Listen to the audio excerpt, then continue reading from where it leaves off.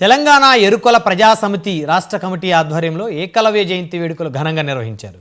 ఈ కార్యక్రమంలో ఎరుకల ప్రజా సమితి రాష్ట్ర అధ్యక్షులు కెమసారం తిరుపతి పాల్గొని ఏకలవ్య చిత్రపటానికి పూలమాలలు వేశారు.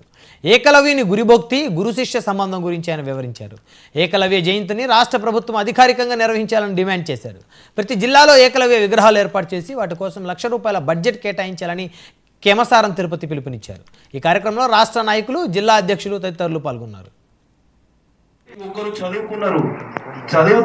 చదువుకున్న వాళ్ళందరికీ చదువు చెప్పిన వారిని గురువుగా భావిస్తారు. ఇప్పుడు ఏకలవ్యుడు ఆ గురువుకు చిహ్నంగా ఇవాళ ప్రపంచంలోనే తెలియజేసిన వ్యక్తి. అలాంటి వ్యక్తి విగ్రహం ట్యాంక్ బండ్ పైన పెట్టలేదు, చాలా బాధాకరము. ఇప్పటికైనా ఈ హైటెక్ యుగంలో, ఈ కంప్యూటర్ యుగంలో కూడా ఒక గురువును గుర్తించకపోవడము చాలా బాధాకరము. ఇప్పటికైనా ప్రభుత్వం స్పందించి ఏకలవ్యుని విగ్రహాన్ని తెలంగాణ ఎరుకల ప్రజా సమితి పక్షాన డిమాండ్ చేస్తున్నాము. లేని పక్షంలో ఏదైతే విగ్రహం ఏర్పాటు కోసము ఆడ నిర్మించేంత వరకు తెలంగాణ ఎరుకల ప్రజా సమితి పక్షాన పోరాటం చేస్తున్నామని మేము పిలుపునిస్తున్నాము. ముఖ్యంగా ఈ జయంతి సందర్భంగా ఏదైతే రాష్ట్ర ప్రభుత్వము ఎరుకల కులస్తుల కోసము ప్రత్యేకంగా కార్పొరేషన్ ఏర్పాటు చేస్తామని ఎలక్షన్లో హామీ ఇవ్వడం జరిగింది.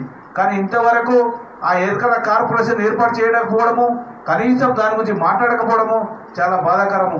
ఏదైనా ఎలక్షన్లో చెప్పడం మట్టుకే మరి ఎరుకల కులస్తులు అంటే సమాజంలో ఆ రోజు నుండి ఈ రోజు వరకు